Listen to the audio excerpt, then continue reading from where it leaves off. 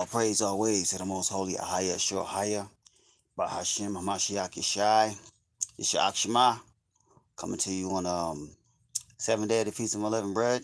Alright. Um we the holy seed of Jeshurun, set apart offspring of the most high chosen peculiar people within the earth, seeking, hoping, and praying to keep the laws, statutes, and commandments of faith in the Mashiach Yeshai, and walk on all the fruits of the Kodash Ruach power, right? Pray y'all purging out the old leaven, right?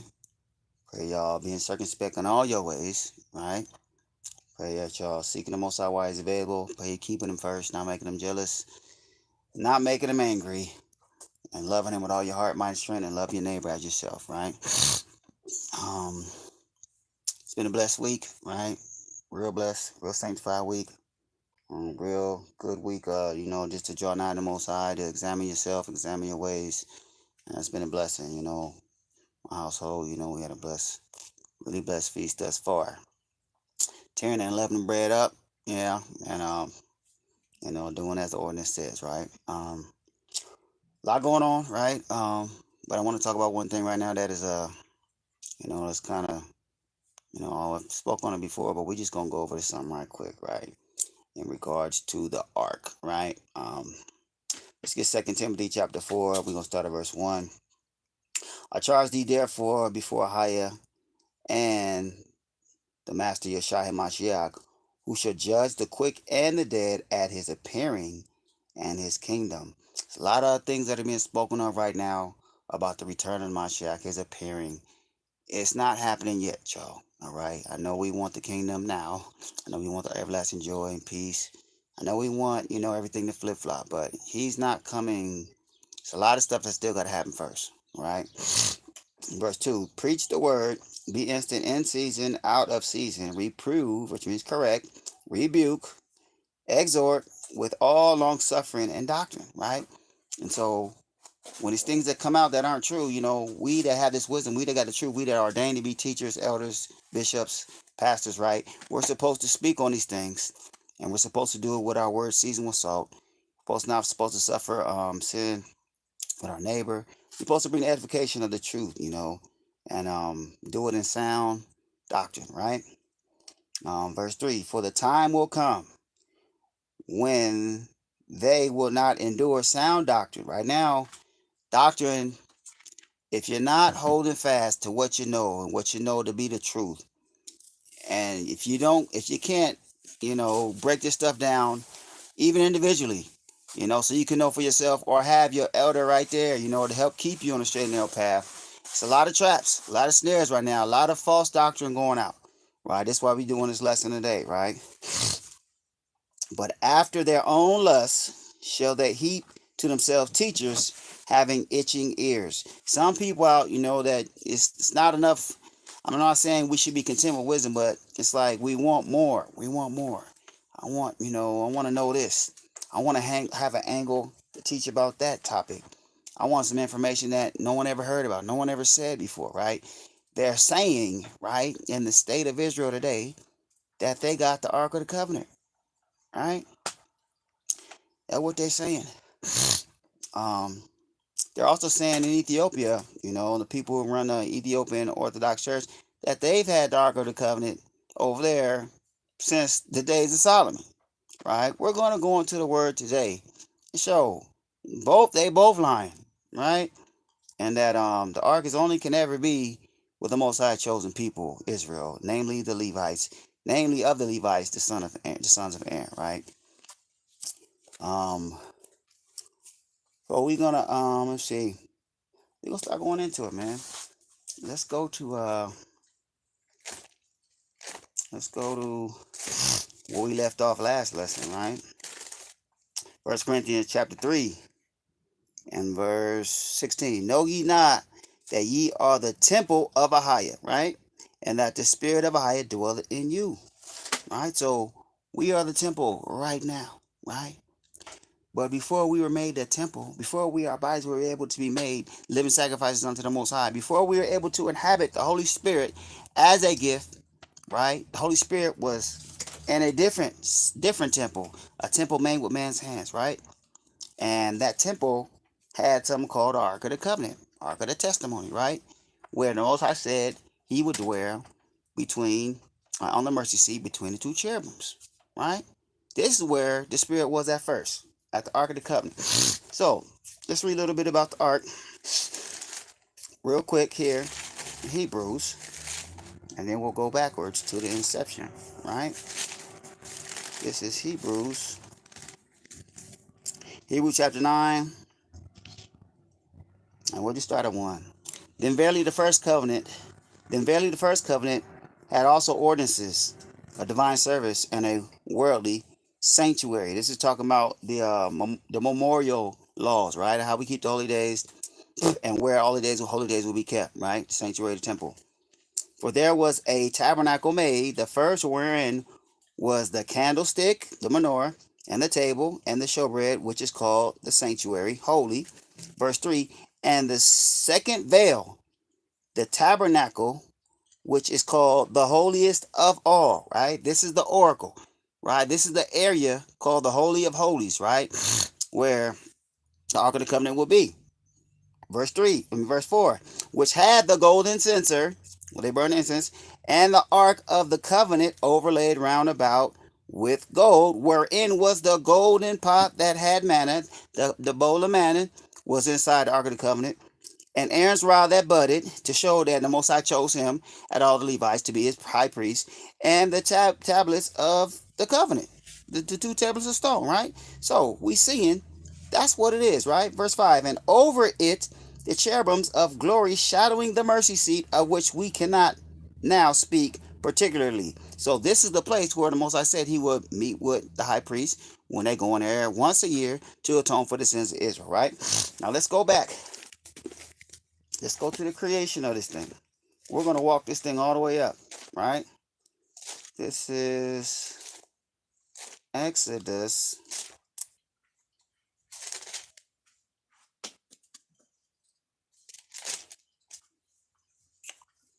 Exodus chapter 5. And we start at verse 10. And they, talking about the sons of Aaron, and they shall make an ark of shittim wood, 2 cubits and a half.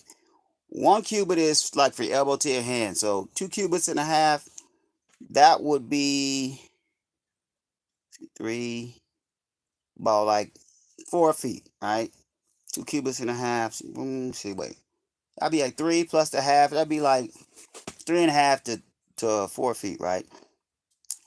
And shall be the length thereof, and the cubit and a half the breadth thereof. So that's just going to be like 2 feet the width, and the long way 3.5 to 4 feet, right? And a cubit and a half the height thereof, and it's about 2 feet tall too, right? And thou shalt overlay it with pure gold within and without. Gold on the inside of it, gold on the outside of it, shalt thou overlay it, and shalt make upon it a crown of gold round about. So like a border of the design of a crown over the top of the wood of the box, right? And thou shalt cast 4 rings of gold for it, and put them in the 4 corners thereof, and 2 rings shall be in one side of it, and 2 rings on the other side of it. 2 rings, right? And just so they can put the wooden staves through, the wooden piece of sticks. And thou shalt make staves of shittim wood, and overlay them with gold, and thou shalt put the staves into the rings by the sides of the ark, that the ark may be borne with them. So they put the sticks through both rings on each side, so the ark can get picked up without nobody touching it, right? Because they're holding it by the sticks. So you put the sticks through the rings, and the Levites, the priests, are going to pick it up and hold it by the sticks to it. Nobody touching the box, right? Verse 15. The stave shall be in the rings of the ark. They shall not be taken from it. It's another very important thing. That represents it's always going to be getting moved around, because you got the sticks is used to carry it around. So if the sticks are always in it, it's going to be getting moved around. It's not at its final resting place yet. That's what that means, right? And thou shalt put into the ark the testimony which I shall give thee. What is the testimony? Let's read that right quick. We go up to let's finish reading verse 17. And thou shalt make a mercy seat of pure gold, 2 cubits and a half shall be the length thereof, and a cubit and a half the breadth thereof. And thou shalt make 2 cherubims of gold, 2 angels of gold, of beaten work shalt thou make them in the 2 ends of the mercy seat. So one on this side, one on the side, facing each other. And one cherub on one end, and the other cherub on the other end. Even of the mercy seat shall ye make the cherubims on the 2 ends thereof. And the cherubim shall stretch forth their wings on high, covering the mercy seat. So they're going to be over. I'm going to show you a picture in a second.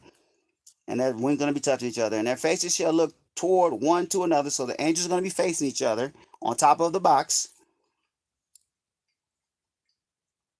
Toward the mercy seat shall the faces of the cherubims be, and thou shalt put the mercy seat above upon the ark. That's the top.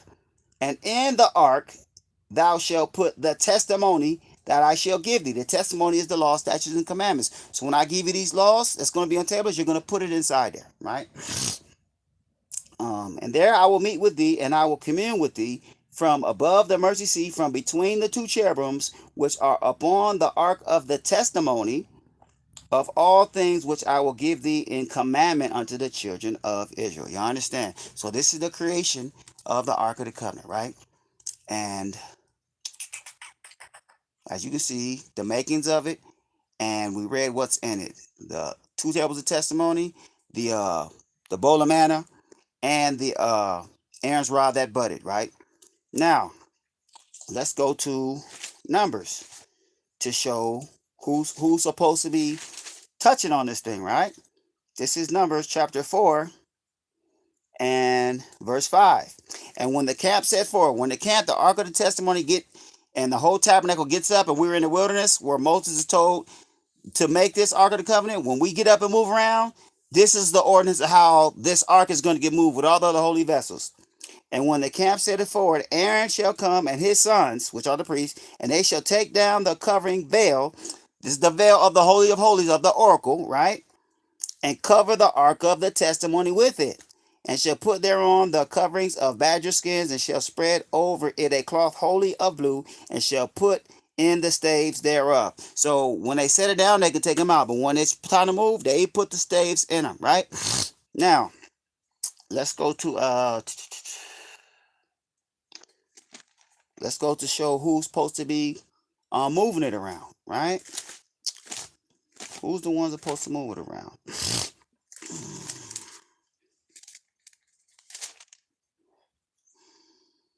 This is First Chronicles chapter 15 and verse 15. I'll start at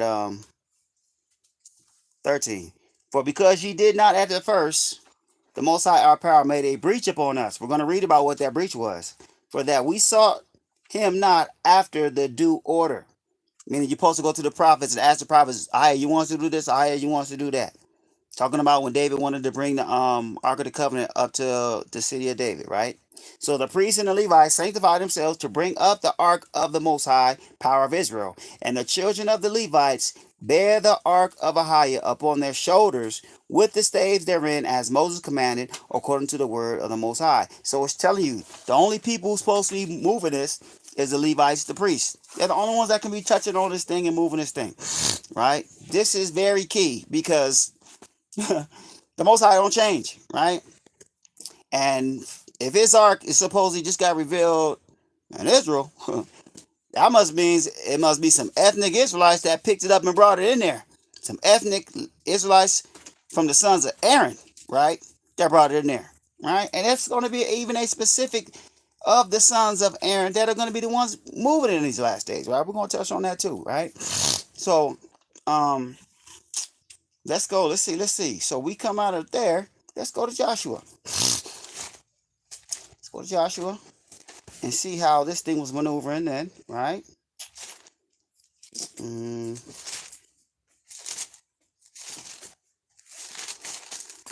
This is Joshua.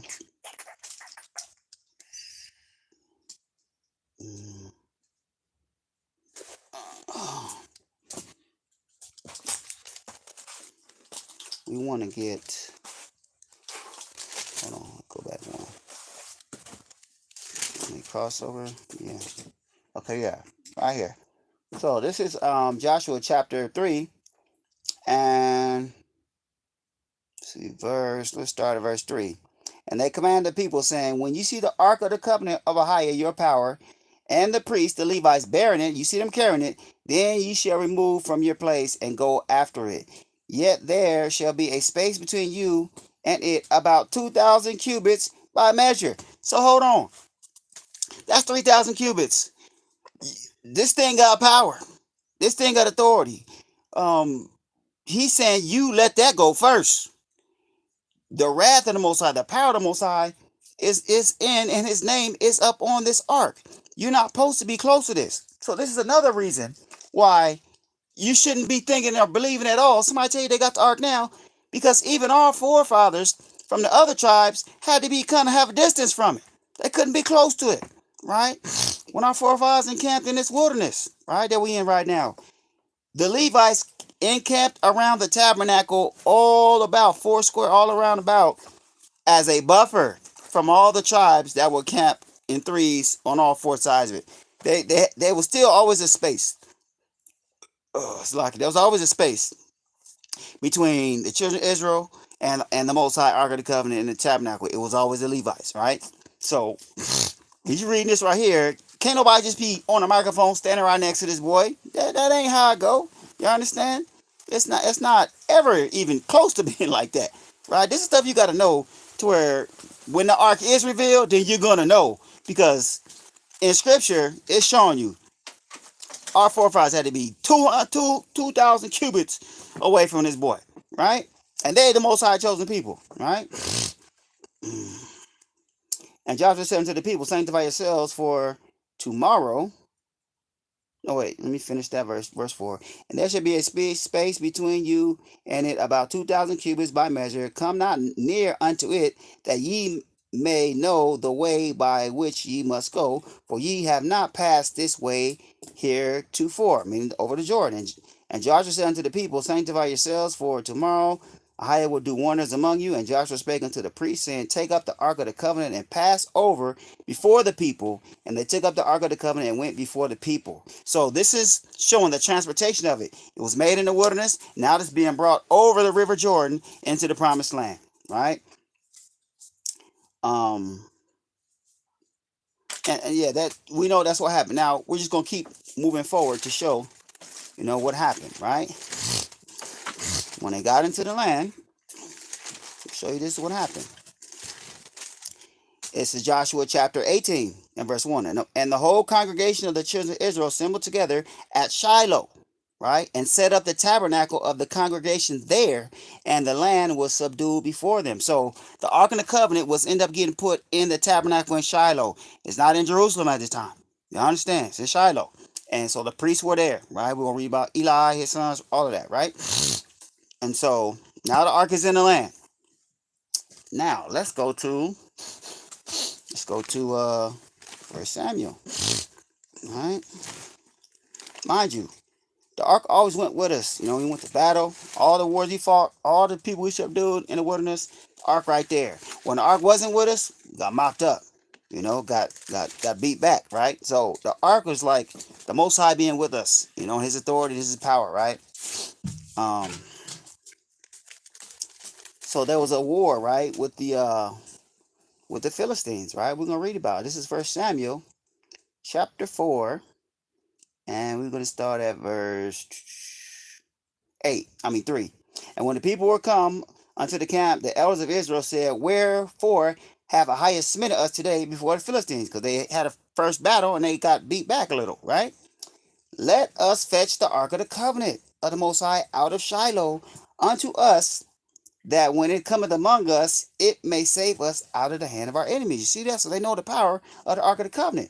So the people sent to Shiloh, that they might bring from thence the Ark of the Covenant of the Most High of Hosts, which dwelleth between the cherubims. And the two sons of Eli is the priest, Hophni and Phinehas, were there with the Ark of the Covenant of the Most High. And when the Ark of the Covenant of the Most High came into the camp, all Israel shouted with a great shout, so that the earth rang again. So they're like, man, we got the Ark of the Covenant. We finna win. Ain't nobody finna stop us. We finna beat these Philistines back, right? But we're going to read what happened, right? We're going to read what happened. Okay. This is verse 10.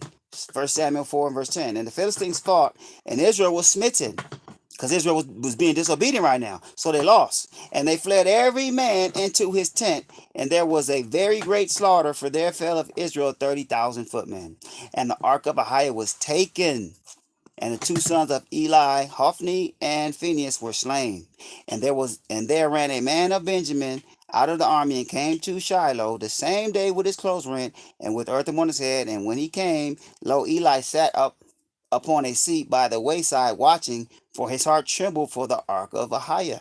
And when the man came into the city and told it, all the city cried out. And when Eli heard the noise of the cry, he said, what meaneth the noise of this tumult?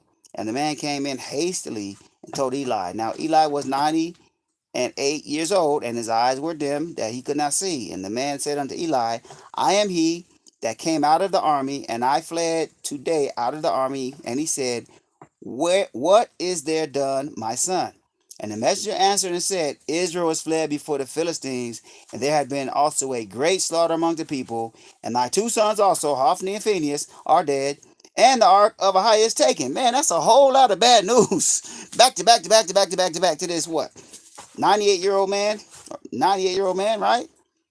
In verse 18 it says, and it came to pass when he made mention of the ark of Ahiah that he fell from off the seat backward by the side of the gate, and his neck brake, and he died, for he was an old man and heavy, and he had judged Israel 40 years. So he it just so much of a shock. He fell back, oh my goodness, fell back, broke his neck and died, right? Now, this is what we're going to read about the ark being in the hands of the Philistines. Let's look at this, right? Verse 19, and his daughter-in-law, Phinehas, his wife, was with child to be delivered. And when she heard the tidings that the ark of Ahiah was taken, and that her father-in-law and her husband were dead, she bowed herself in travail, for her pains came upon her. And about the time of her death, the woman that stood by her said unto her, fear not, for thou hast borne a son. But she answered not, neither did she regard it. She died, and her baby came out, right? Or oh no, I didn't say she died. I said she answered not, and she didn't regard it. But she said she had the baby early, because she got all this excitement of trauma that happened. Her dad-in-law died, her husband dead, right? And she named the child Ishkabab, saying, the glory is departed from Israel, because the ark of Ahiah was taken, and because her father-in-law and her husband. And she said, the glory is departed from Israel, for the ark of Ahiah is taken. Now, let's look what happens when the ark is not in the possession of Israelites. Let's see what happens, right? Mind you, because we got to say this because we know who the real Israelites are, right? You so-called blacks, right? Mexicans, Aztecs, Septec, right? The Incas, the Mayas, all descendants of native Indians, right? All over the world, in India, in Thailand, in China, in the Aborigines of New Zealand and Papua New Guinea. Man, we the real Israelites, bro. We scattered all over to the four corners of the earth for a curse, for a reproach, right? For the transgression of our forefathers. So, mind you, if it's not in the hands of the real Israelites, let's see what happens. This is 1 Samuel chapter 5, verse 1. And the Philistines took the ark of Ahiah and brought it from Ebenezer unto Ashdod, coastal city, right? When the Philistines took the ark of Ahiah, they brought it into the house of Dagon and set it by Dagon. They put in the temple of their deity. Let's see what happened. And when they of Ashdod arose early in the morning, behold, Dagon was fallen upon his face to the earth before the ark of the Most High, and they took Dagon and set him in his place again. So when they came in the morning, they deity was flat down on his face like somebody knocked him over. Ahiah's like, you not finna be standing next to me. Ahiah knocked him down. They put him back up, right, and left out. Verse 4, and when they rose early on the morning, the next day, behold, Dagon was fallen up on his face to the ground before the ark of the Most High, and the head of Dagon and both the palms of his hands were cut off upon the threshold. Only the stump of Dagon was left to him. So then Ahiah knocked it back down, chopped his head off, chopped his hands off, and just broke him all the way down. Like, look, you put me next to the deity, I'm about to show you who's more powerful. You should have never took me from my people, and you should never have me in this false deity's temple, right? This is what's happening. Mind you, if the real ark is there, them being not the people, it be some things that should be happening to them. It should be some things happening to them, because Ahiah is who? What? The power of Israel, right?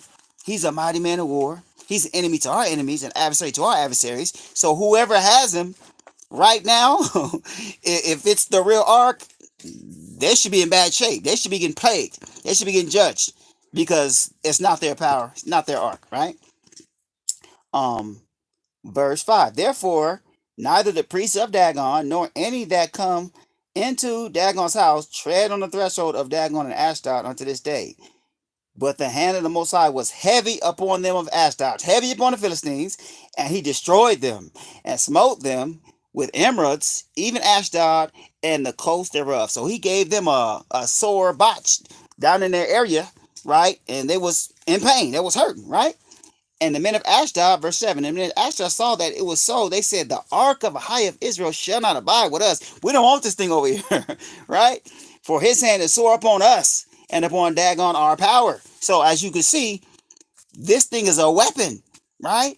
And they thought it was taking it as a prize, but they didn't see, they done brought some plagues and calamity upon themselves. So if the real ark is just being chaperoned around, it's supposed to be stuff happening to people that's not Israel because it's not their ark. And this, as you see, it was just sitting in a place, and I had just start. It knocked down a deity, and he started plaguing the people. Right? Verse 8. They sent therefore and gathered all the masters of the Philistines unto them and said, what shall we do with the ark of Ahai of Israel? Man, what we gonna do with this thing? We done brought it. I don't think that was a good idea. What should we do? And they answered, let the ark of the power of Israel be carried about unto Gath. And they carried the ark of the power of Israel about here. They said, well, maybe he don't want to be here. Let's move him over there and see if it's cool over there. Let's see what happened. And it was so that after they had carried it about, the hand of Ahai was against the city with a very great destruction. And he smote the men of the city, both small and great, rich and poor. And they had emeralds in their secret part. So down there, they're having issues, major, right? And so Most High plaguing them. Verse 10. Therefore they sent the ark of Ahai to Ekron. So they sent it to a third city. And it came to pass, as the ark of Ahai came to Ekron, that the Ekronites cried out, saying, they have brought about the ark of Ahai of Israel to us to slay us and our people. They're like, hold on. We heard what happened when you had it in Ashdod. We heard what happened when it was in in the other city. Don't bring that thing over here, man. You trying to kill us. Yeah, don't bring it over here, right? Verse 11. So they sent and gathered together all the masters of the Philistines and said, send away the ark of Ahai of Israel and let it go again to his own place, because it's not in its own place right now. Send that boy back to Israel, right? That it slay us not and our people. So just pausing, like, you got to try to see this. If you're not Israel, you should be scared to death of that thing, literally. You should not feel comfortable at all to be touching it, being around it, coming nigh to it, and making sure that, and being a part of it, not being where it's supposed to be. You don't need to be moving on that thing. Wherever it's at, which we're going to go into, is where Ahai said it's going to be at. And it's going to be there till he send his people, the Levites, the sons of Aaron, to come move it from there, right? So if this thing is just out and open somewhere right now, it's supposed to be people getting plagued. This is what you got to see, right? Reading again, 1 Samuel chapter 5 and verse 11. So they sent and gathered together all the masters of the Philistines and said, send away the ark of Ahai, ark of the power of Israel, and let it go again to its own place, that it slay us not and our people. For there was a deadly destruction throughout all the city. The hand of Ahai was very heavy there, and the men that died not were smitten with the emeralds, and the cry of the city went up to heaven. So there were some that were dying, and there were some that were just getting plagued and disease, right? Now, as we go forward, we're going to continue to make these points, right? We read a little bit more. 1 Samuel 6 and 1. And the ark of the Most High was in the country of the Philistines 7 months. So that was getting out of work for 7 months. That was getting plagued for 7 months. That was getting killed up for 7 months. Let's see what happened, right? Let's see what happened. Matter of fact, we're going to read it straight through. Verse 2. And the Philistines called for the priests and the diviners and said, what shall we do to the ark of Ahai? Tell us wherewith we shall send it to its place. Where should we send this thing back to, right? And they said, if you send away the ark of the power of Israel, send it not empty. Don't send it away just by itself, right? But in any wise, return a trespass offering. Put some gifts with it. Put a blessing with it. Put something with it, right? Then ye shall be healed, and it shall be known to you why his hand is not removed from you. So then you'll know, like, okay, we did something wrong, we apologize, and we send it back with gifts, and then we might get some mercy, right? Then said they, what shall be the trespass offering? What gift should we give? Which shall be returned to him? And they answered, 5 golden emeralds and 5 golden mice. Now, according to the number of the masters of Philistines, for one plague was on you all and on your master. So, you got the 5 masters, right? The 5 kings, right? So you got, it says emeralds. That was the plague. So they made a whole bunch of gold emeralds. Like, I guess you want to call them gold nuggets. Put them in there, and then the mice, right? The mouse. Verse 5. Wherefore ye shall make images of your emeralds, the ones that you got smoke with, and images of your mice that mar the land, and ye shall give glory unto the power of Israel. Peradventure he will lighten his hand from you, and from off your powers, and from off your land. Wherefore, when you do harden your hearts as the Egyptians and the Pharaoh hardened their hearts, he said, don't be like them. Remember, they hardened their hearts and they got mopped up their whole country? Don't do that. Let's give them their ark back. That's basically what they're saying. When he had wrought wonderfully among them, did they not let the people go, and they departed? Now therefore make a new cart, and take two milch kine, on which there had come no yoke, 2 cows that they never, had no work done with them, and tie the kine to the cart, and bring the calves home from them. And take the ark of the Most High, and lay it upon the cart, and put the jewels of gold, the emeralds, which he returned him for a trespass offering, and the mouse, and the mice, in a coffer by the side thereof, and send it away that it may go. They're like, man, get this thing back over there. So we're seeing the time it got brought into Israel, it was taken up to go to a war with the Philistines. Philistines took it, they got plagued, they got judged, they got a lot of them got killed, and they said, let's send it back. So we're seeing as it getting sent back, that the ark is getting put where? Right back in Israel with his people, right? Verse 9. And see if it goeth up by the way of his own coast to Beth Shemesh, then he had done us this great evil. But if not, then we shall know that it is not his hand that smote us. It was a chance that happened to us. So they're saying if we put it by this certain area and it goes up this certain way to where it needs to get returned to, then we know we did something wrong. If it doesn't go that way, because no one's gonna go with it, they're gonna send it by itself with the cows. That was just chance. It just happened to happen. So if it goes the way we send it, then we know how we was tripping, we made a mistake. All right. Verse 10. And the men did so, and took 2 milch kine, and tied them to the cart, and shut up their calves at home.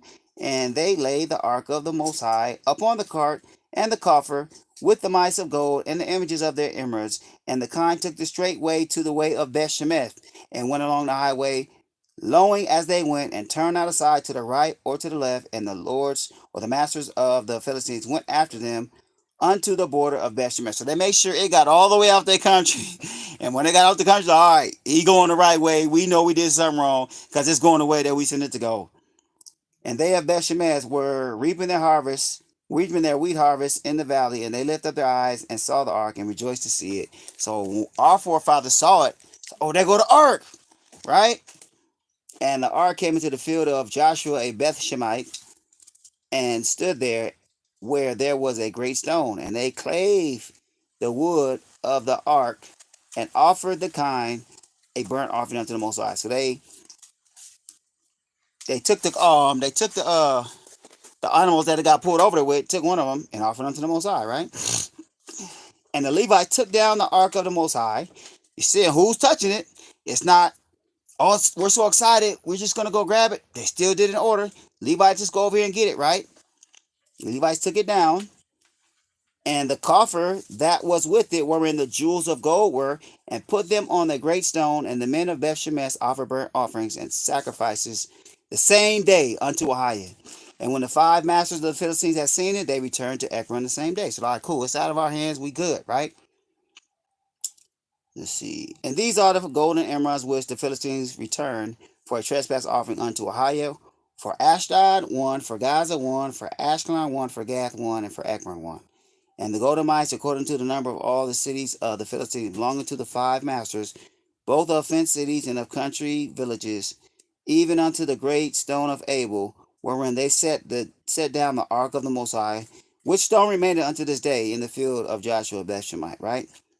And he smote them in a Bethshemeth because they had looked into the ark of the Most High. So here we go. We got Israelites, not Levites, walking up, looking into the ark of the covenant. See something happen to them? Yeah, he looking in it. It says, because they had looked into the ark of the Most High. Even he smote of the people 50,000. Most High not playing. So even our people, you got to follow the rules. You got to follow the ordinance. He's killed 50,000 and 70 men. So 50,000, 70 men. And the people lamented it because the Most High smitten many of the people with a great slaughter. And the men of Beth Shemesh said, who is able to stand before this holy power Ahiah, and to whom shall he go up from us? And to whom shall he go up from us? Who's going to come get it and take it away from us?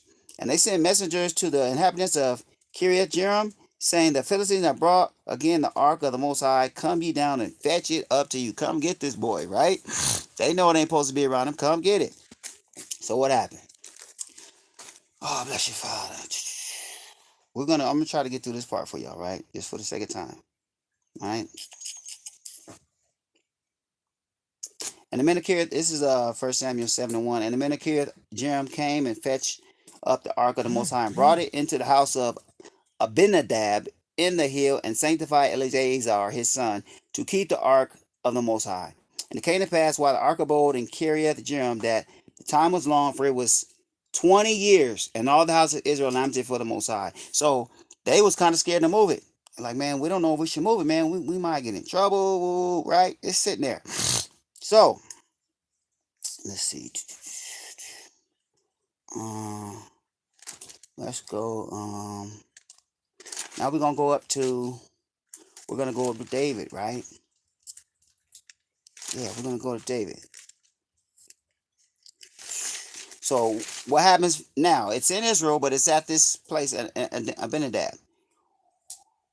David, after Saul's anointed king, then David's anointed king, and David's like, yo, I want to bring the ark up, right? So we're gonna read when David brings the ark up. This is 2 Samuel chapter 6, verse 1. Again, David gathered together all the chosen men of Israel, 30,000, and David arose and went with all the people that were with him from Baal of Judah to bring up thence the ark of Ahiah, whose name is called by the name of the Most High of Hosts, that dwelleth between the cherubims. And they set the ark of Ahiah upon a new cart, and brought it out of the house of Abinadab that was in Gibeah, and Uzziah and Ahiah, the sons of Abinadab, drave the new cart. So they're bringing it up from down there in Beth Shemeth. Now, it was down there all that time, 20 years. And they brought it out of the house of Abinadab, which was at Gibeah, accompanying the ark of the Most High, and Ahiah went before the ark. And David and all the house of Israel played before Ahiah on all manner of instruments made of fir wood, even on harps and on psalteries and on timbrels and on cornets and on cymbals. They're rejoicing, right? And it came to pass, and when they had came to Nashon's threshing floor, Uzzah put forth his hand to the ark of Ahiah and took hold of it, for the oxen shook it. So the cows, they stumbled and it shook and it looked like it was gonna fall down. So Uzzah like, oh shoot, let me catch it, right? But he's not of the people that's supposed to be touching that. I mean, mind you, even the priests only can touch the staffs, right? Only the priests. So you're not supposed to touch the box. He touched the box. That's why he got God. He touched the box. Nobody's supposed to touch the box. Nobody at all. So it says, the oxen took hold of it, for the oxen shook it. 2 Samuel 6:6. And when they came to Nashon's threshing floor, Uzzah put forth his hand to the ark of Ahiah and took hold of it. The ark, not the staves. For the oxen shook it, and the anger of Ahiah was kindled against Uzzah, and Ahiah smote him there for his error. And there he died by the ark of Ahiah. So, if anyone's walking up touching on the box, they're supposed to die right away, right? Because even our forefathers, Uzzah, he got put to death, and he accidentally was just probably by reflex. Oh shoot, it's about to fall, and put his hand out, and the Most High took him out, because the ordinance is only the holy people within the holy nation of Israel, the Levites, namely the priests, are supposed to be nigh unto the ark. I understand. Now, and the anger of Ahiah was kindled against Uzzah, and Ahiah smote him there for his error, and there he died before the ark of the Most High. And David was displeased because the Most High had made a breach upon Uzzah. This is the breach we talked about earlier, right? And he called the name of that place Perez Uzzah to this day, breach of Uzzah. And David was afraid of the Most High that day and said, how shall the ark of Ahiah come to me? How am I get the ark up to me? I'm the king, but I ain't even got the power, the ark of the covenant, which the Most High dwelleth between the cherubims. It ain't even in the city where the capital city is, where his name supposed to be, right? How am I get it up there? So David would not remove the ark of the Most High unto him into the city of David, which is Zion, but David carried it aside into the house of Obed Edom the Gittite. So he didn't even take it, he just put it there for now. And the ark of the Most High continued in the house of Obed Edom the Gittite 3 months. So now it's in another place. It was in Beth-Shemeth. Now it's still in Israel, but now it's in the house of Gittite, the Obed Edom. The Gittite Obed Edom. And the Most High blessed Obed Edom and all his household 3 months, right? And it was told King David, saying, the Most High had blessed the house of Obed Edom. It's like, man, he blessing that man. I mean, he must be all good with it. Let's bring it up, right? And all that pertained unto him because the ark of Ahiah. So David went and brought up the ark of Ahiah from the house of Obed Edom into the city of David with gladness, right? So now we got the city of David. Let's just go over what the city of David is right quick, right?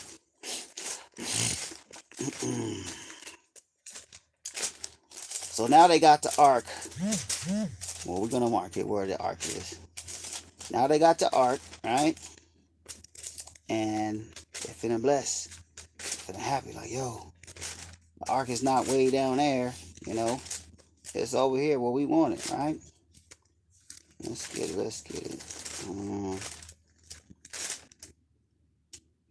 Listen, I'm supposed to be looking at Judges. Let's see. We want to get this one real quick. Oh, wait. Oh, okay. That's what I'm doing. I'm looking over there. Look, y'all, I'm looking in the wrong place. David told Joab, right? He told Joab, man, get you up there and smite the Jebusites, right? Because the Jebusites are the ones that possessed a certain city, Jerusalem, right? This is 2 Samuel chapter 5 and verse 6. And the king and his men, this King David, went to Jerusalem unto the Jebusites, the inhabitants of the land, which spake unto David, saying, except thou take away the blind and the lame, thou shalt not come in hither. Thinking David cannot come in hither. Like, unless you come up here to take all these bums, you know, these blind, these lame out here, you not coming up here. We the Jebusites, we gonna get down with you. Nevertheless, verse 7, nevertheless, David took the stronghold of Zion. The same is the city of David. So Zion, this just went to show you that Zion is the city of David, right? So this is where he ended up bringing the ark, right? Now, let's get where the ark was at when he brought it up. We got to get it all. We want it all plain on tables, right? To show. I'm just reading.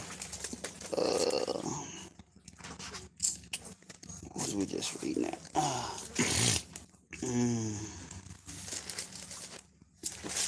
Just reading when he brought up the ark. Let's see, where we go. Let's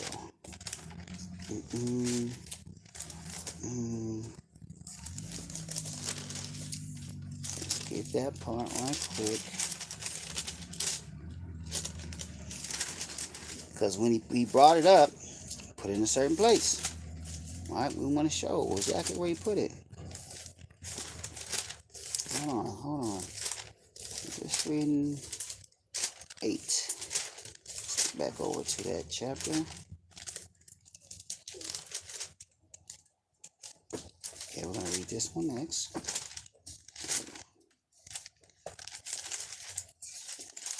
Hold on, Yashua. Hold on.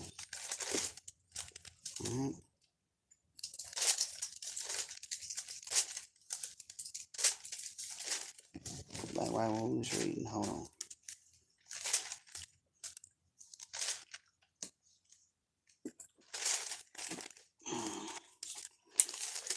Yeah, we just want to walk this all the way up again so we can see, where this thing, because the status quo, right? Nobody knows where the ark at, right? We don't know what happened to it. We wish we knew what happened to it, so they can say, "Oh, here, go right here." That's why they do it. They want to create the create the issue of we don't know where it's at, so they can just pop up and say, "Oh, we got it," right? So we're going right back to where 2 Samuel chapter 6 and verse 13. And it was so that when they bear the ark of Ahiah, when they that bear the ark of Ahiah had gone 6 paces, he sacrificed oxen and fatlings. So every 6 paces, he killing an animal. He like, I'm gonna make sure it's all good. I'm gonna make sure I bless him all the way. And David danced before the Most High with all his might, and David was girded with a linen ephod. All right, and David and all the house of Israel brought up the ark of Ahiah with shouting and with the sound of the trumpet. And as the ark of the Most High came into the city of David, into Zion, Michal, Saul's daughter, looked through a window and saw King David leaping and dancing before Ahiah, and she despised him in her heart. And they brought in the ark of Ahiah and set it in his place in the midst of the tabernacle that David had pitched for it, and David offered burnt offerings and peace offerings before the Most High. So, as you can see, now we got the ark and we got it in this Mount Zion in Jerusalem now, right? And it's in a sanctuary. I mean, it's in a tabernacle, right? Now, let's see. Let's jump down. 2 Samuel chapter 7, verse 1. And it came to pass when the king sat in his house, this is King David sitting in his house, and Ahiah had given him rest round about from all his enemies, that the king said unto Nathan the prophet, See now, I dwell in a house of cedar, but the ark of Ahiah dwelleth within curtains. It's in a tent, right? And Nathan said unto the king, go do all that is in thy heart, for Ahiah is with thee. And it came to pass that night that the word of the Most High came unto Nathan, saying, Go tell my servant David, thus saith Ahiah, Shalt thou build me a house for me to dwell in? Whereas I have not dwelt in any house since the time that I brought up the children of Israel out of Egypt, even to this day, but have walked in a tent and in a tabernacle.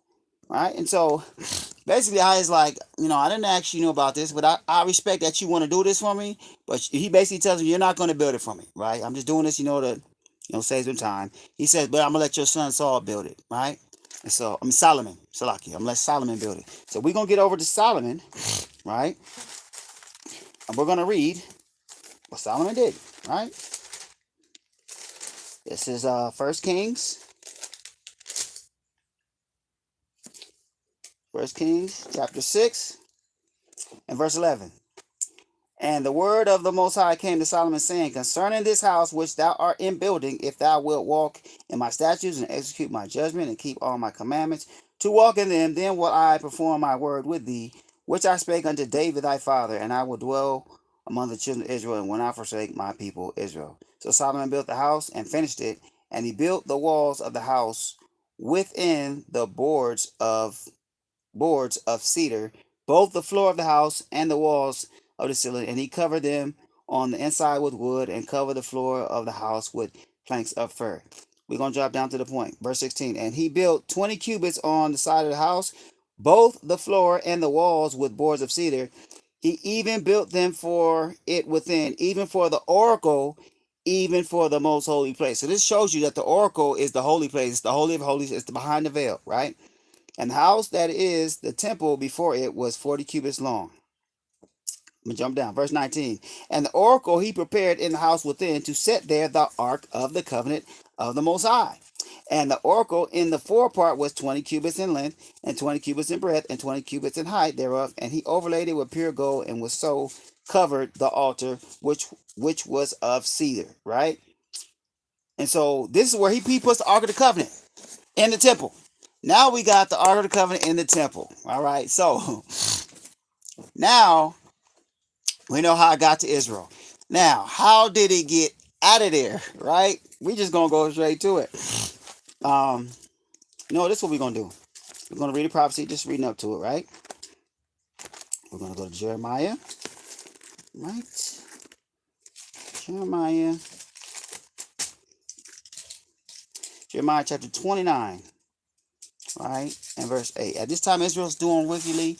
Other kings have come on. You know, the kingdom has been split into two now. The northern 10 tribes, and you got the southern kingdom of Judea, which consists of Judah, Benjamin, and all the Levites that resorted down to Judea from out of the northern 10.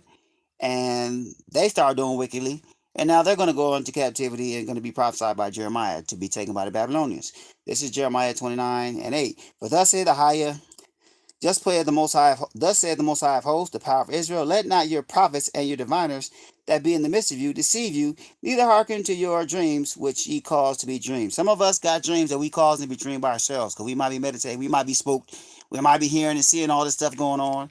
Some of us having dreams of Yeshua coming back. He is going to come back, but not right now, right? Be careful about the dreams you're having, y'all. And the scripture tells you can't hearken to a dreamer or a man that doesn't have understanding his dreams. All right. Most High does give you dreams, but as you can see in the scripture, there's dreams that you can cause to be dreamed by yourself. So you have a dream, pray to Most High, seek the Most High, see if it's of him or if it's of you, right? Um, and you have prophets that were telling them, oh, don't worry about it. Babylonians are not going to take you into captivity. So this is what Jeremiah is checking them like.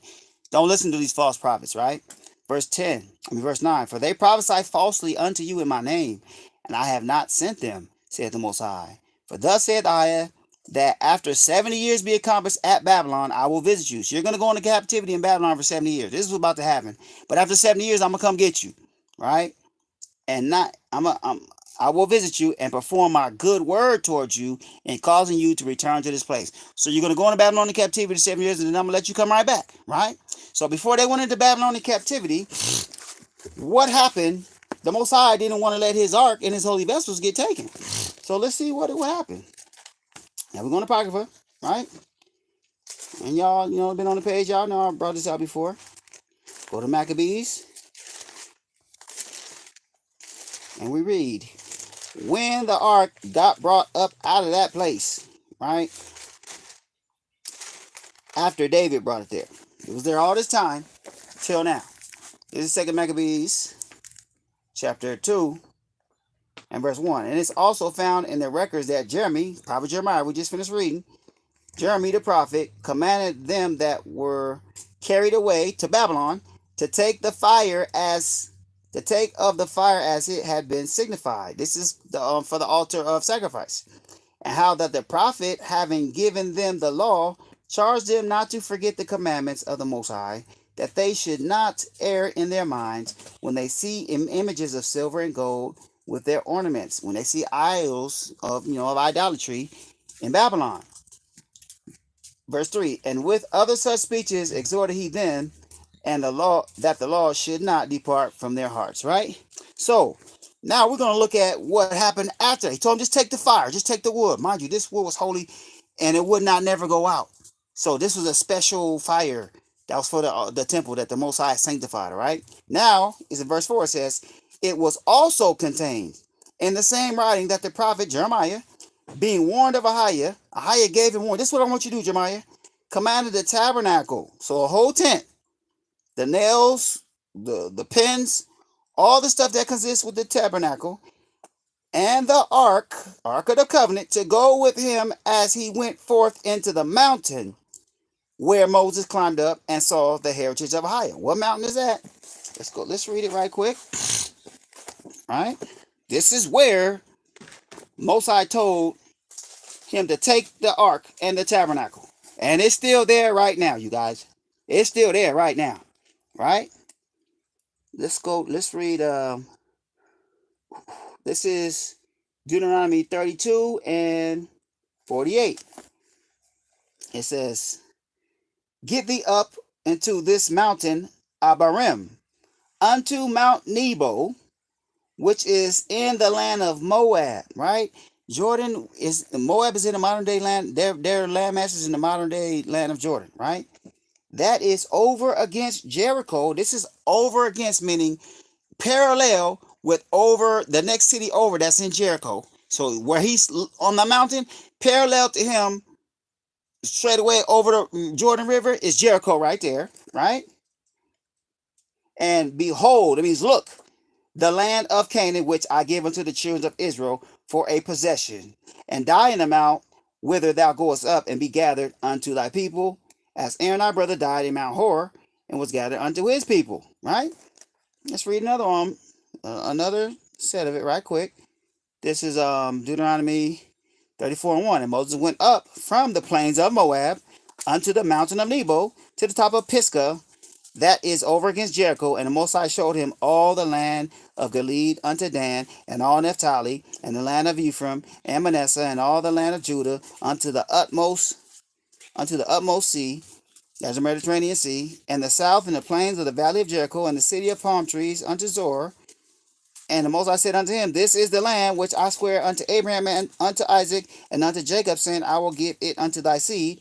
I have caused thee to see it with thine eyes, but thou shalt not go over thither. Right? So this is the heritage that the Most High showed Moses. And that mountain, he said, Jeremiah, right? Verse 4, 2 Maccabees chapter 2, verse 4. It was also contained in the same writing that the prophet, being warned of Ahiah, commanded the tabernacle and the ark to go with him as he went forth into the mountain where Moses climbed up and saw the heritage of Ahiah. What is the heritage of Ahiah? It's the land, Canaan, Mount Nebo, right? And when Jeremy came thither, he found a hollow cave wherein he laid the tabernacle and the ark. So the tabernacle, all its furnishings, and the ark got put in a cave in Mount Nebo. All right. And the altar of incense, he got that too.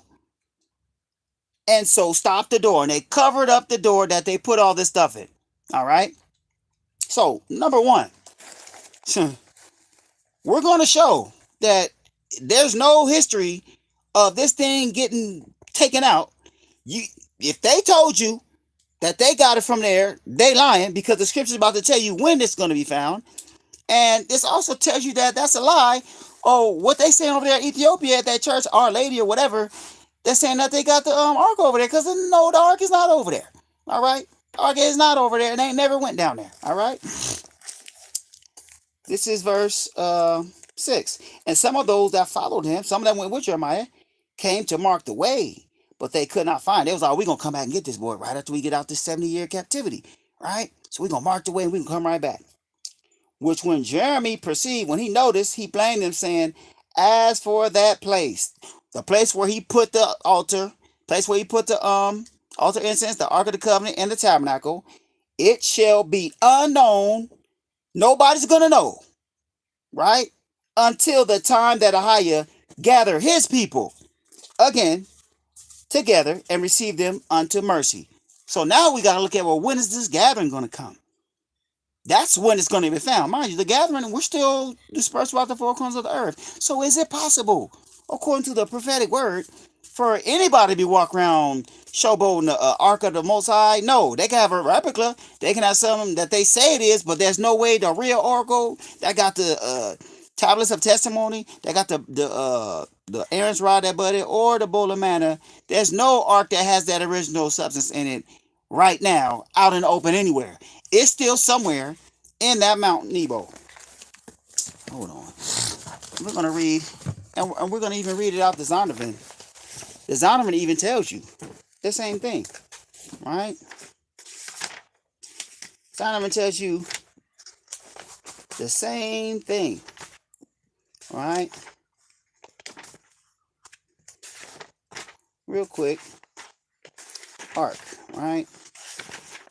This is the Ark of the Covenant, also called Ark of the Testimony, a wooden chest containing the tablets of the law, resting in the tabernacle and later in the temple. We read all this, right? We're going to get right to the point, right? We're going to get right to the point. We're going to get right to the point of where this thing, right? You know what? It might not be in this. Yeah, it's not in this.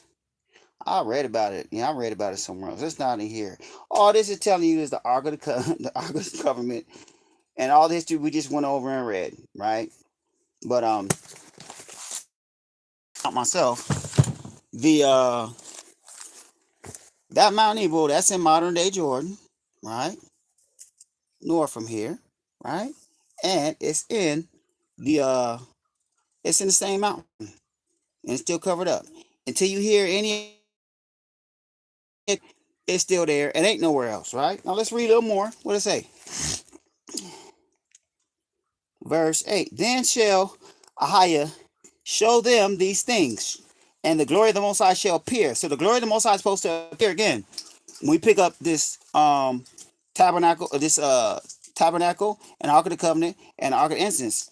And the cloud also, as it was showed unto Moses, and as when Solomon desired that place might be honorably sanctified. It's supposed to be a cloud. Wherever that thing gets taken out of there and brought, wherever it's going to get brought, which according to the scripture is going to be taken into Mount Zion again, it's supposed to be a cloud over it. Is we seeing any clouds? Is there a reporting about the cloud that followed them when they brought it from where they got it? No, because they're not telling the truth, right? And so let's read one more verse to show. Now that's where it's at right now. When it gets taken out, according to the prophecy, this is where it's going to be. Show it real quick. Isaiah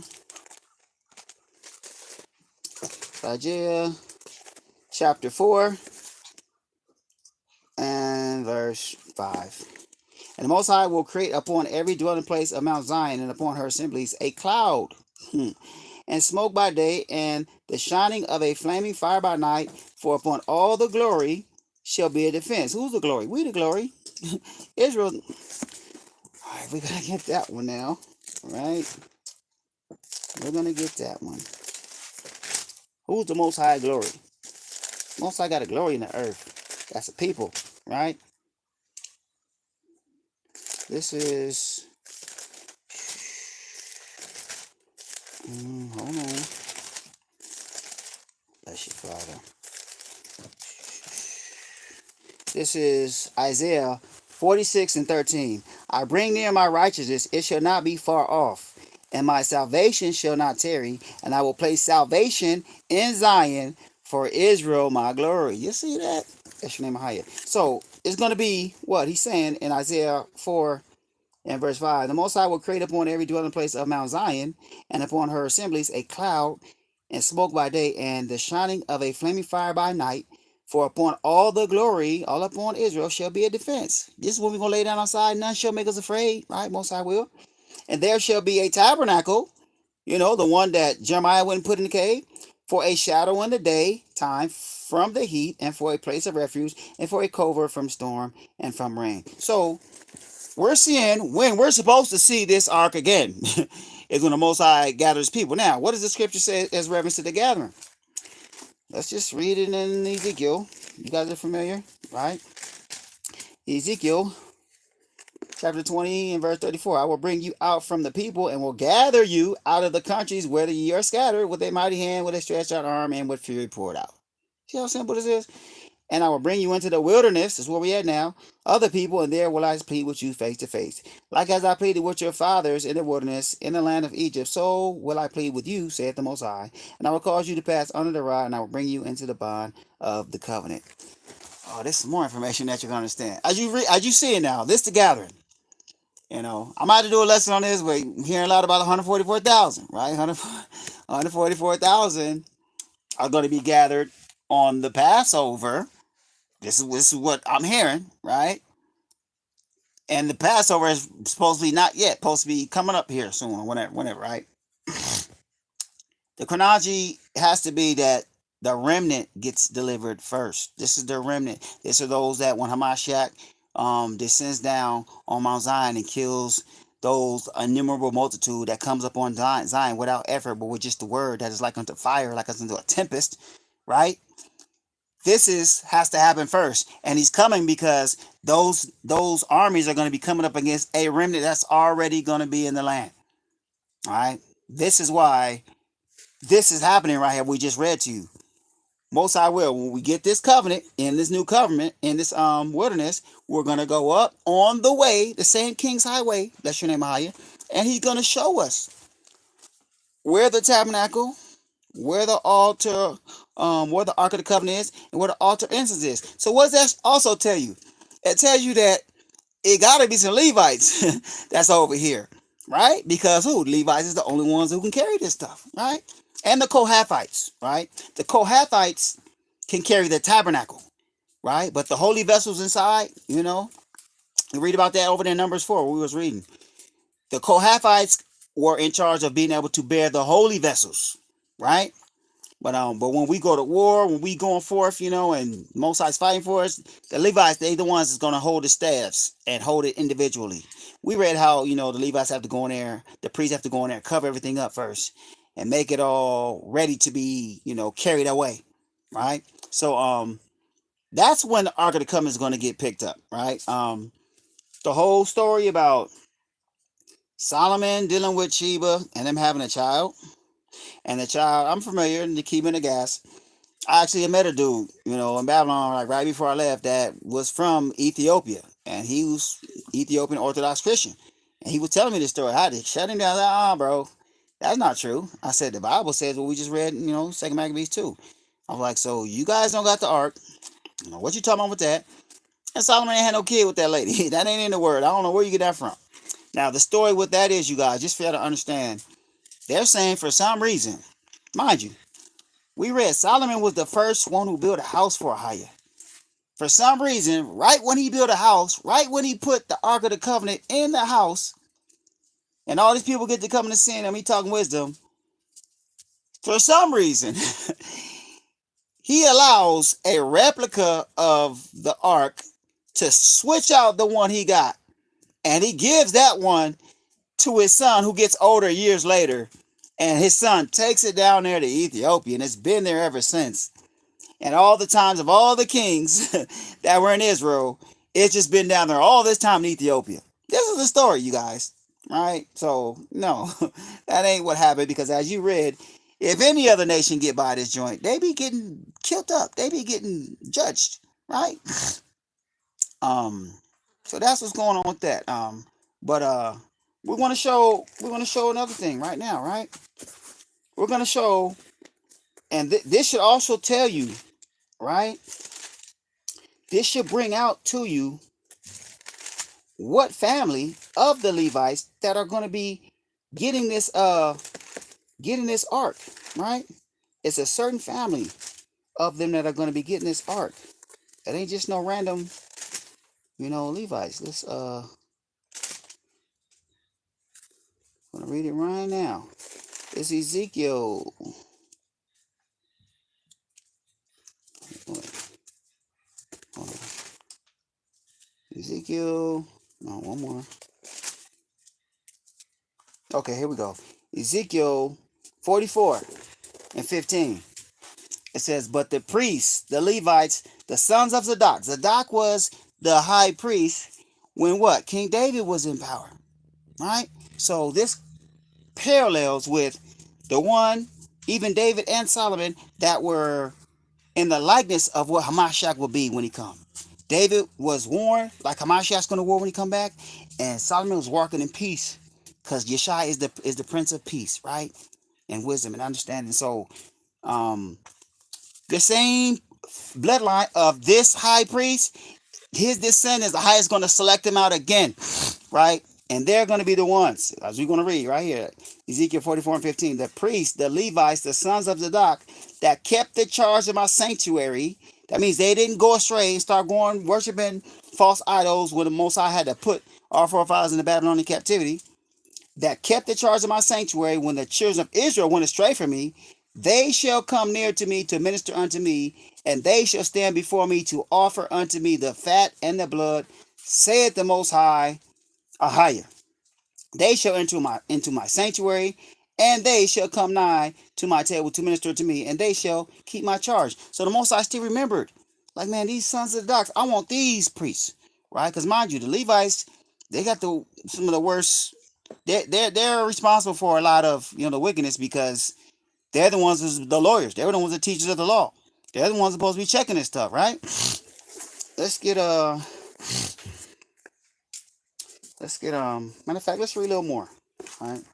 Verse 17. It shall come to pass that when they enter into the gates of the inner court, they shall be clothed with linen garments, and no wool shall come upon them while they minister in the gates of the inner court and within. And they shall have linen bonnets upon their heads, and shall have linen breeches upon their loins, and they shall not gird themselves with anything that causes sweat. Bless your name right here. Let's get in Isaiah, where it speaks of this as well, right? Oh, we almost done, y'all. I was gonna talk about something else, but I see we ain't got no time, so this will be the fulfillment of what we read here, right? In Isaiah chapter 66 and verse 21. It says, "And I will also take of them for priests and for Levites, saith the Most High." When he gathers us, he's gonna separate them same priests, them same sons of a Zadok, right?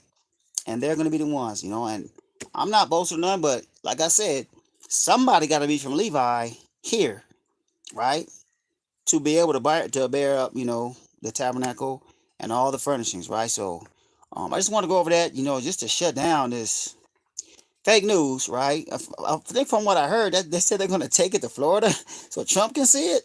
This fake Ark of the Covenant. It's weirdo stuff going on here, y'all. Don't be fret in your heart. Don't be deceived. Don't be beguiled, man.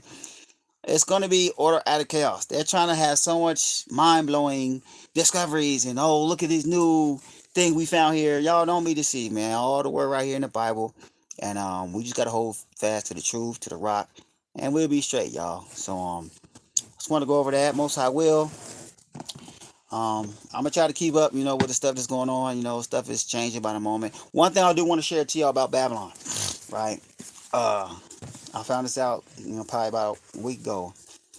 Of course, I'm always tell y'all to come out of Babylon. But y'all that can't leave, y'all that there, I want y'all to understand they're implementing what we would know according to what they're doing.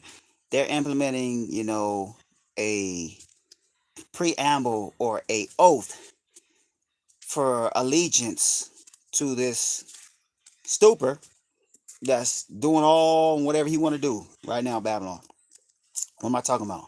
They changed the pledge of allegiance, y'all. If y'all kids are in school, y'all probably been hearing this. And if y'all need to listen to that thing, you guys need to listen to what they have forced and imposed on your kids. Right? Mind you, I told my daughter when she was in elementary school, I'm like, you ain't got to say nothing. Don't get up. Anybody got a problem, you tell me. And I'm going to have a conversation. And, I had understand this super long ago. And this is my 20-year-old. And she knew this stuff in elementary school. That I wasn't cool with that pledge. Now they got this one going on. I'm like, yeah, I'm glad I ain't even gotta, go through none of this. But y'all, you need to listen to what they saying. They telling people in this pledge, they telling them basically like give their whole pledge, they soul, their devotion, and it's crazy. It's really crazy to hear that they thought it up and then they're gonna make somebody remember it and make them say that junk with the hand over the heart. Y'all need to look it up. Just look up the new pledge of allegiance. That should tell you the times we in, y'all. Anti-Mashiach spirit is strong in Babylon. And now it's almost like they're not hiding nothing. They're just like, whatever. Let's go for it. It's like they're going all in. Right? They're going all in and they're not pumping their brakes. They're going 100 miles an hour and they're doing what they want to do. So pray for your brother. I tell you that, pray for your brother. If you ain't got no kids, don't be like, oh, they ain't talking about me, man. Pray for your brother who got kids. Pray for, Yasharala that's, having these, deal with these issues and be strong, right? These things are going to keep on ramping up. You see the earthquake just happened on the East Coast, New York, right? Tornadoes coming through the Midwest and, the Midwest, Southeast. It's the hand of the Most High, y'all. All right? Mashiach, we are warning us of these things. Mind you, he said he's not coming until the tribulation is finished. We ain't even started the Great Tribulation yet. He's not coming yet.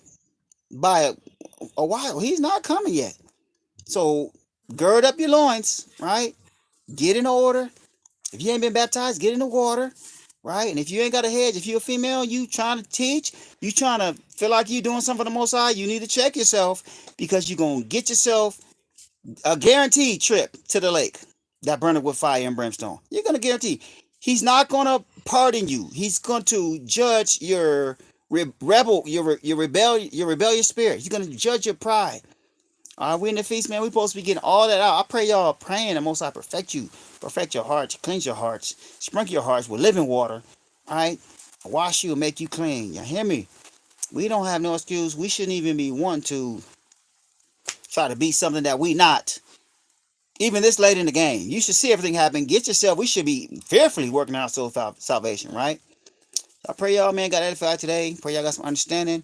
Don't miss no prayers, man. You know, keep your mind on the Most High. Don't let yourself be distracted. You know, keep your mind on the Most High and ask Him continually, what you want me doing, Father? What is your will for me? Right? What is your will for me for what you want me doing right now? Right? And when He tell you, don't disregard it. Don't say, I don't know. You do what He say. You hear me? Tomorrow we got Solemn Day, the last Feast of Unleavened Bread, and then you're gonna have the waving of the sheaf. Okay, all y'all don't know how to keep the waving of the sheaf. After first day, after tomorrow, you're not supposed to eat any grains, right? That means any cereal that's made with barley, wheat, oats, spelt. You can't eat none of that, right?